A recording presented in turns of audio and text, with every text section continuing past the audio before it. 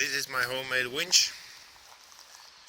This winch is from a massey Ferguson 35, and it's supposed to mount directly on the body of the tractor.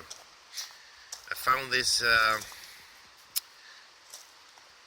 from a neighbor who didn't use it, so he gave it to me, and I've attached it to a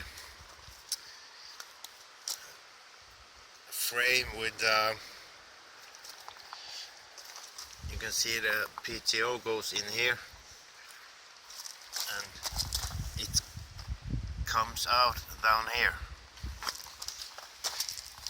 Maybe we'll see it better here. Yeah, there it comes out, and I've attached another sprocket here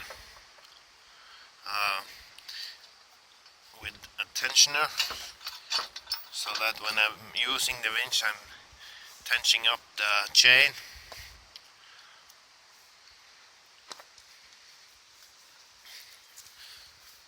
So what I did, I lined this winch up. I lined it up with this. I don't know the name, and I welded this and this and this to it, and it works real good. And the best thing is that it has this hook here, so I winch the wood directly into the trailer. I will do a video about that when I going to the woods. Thank you.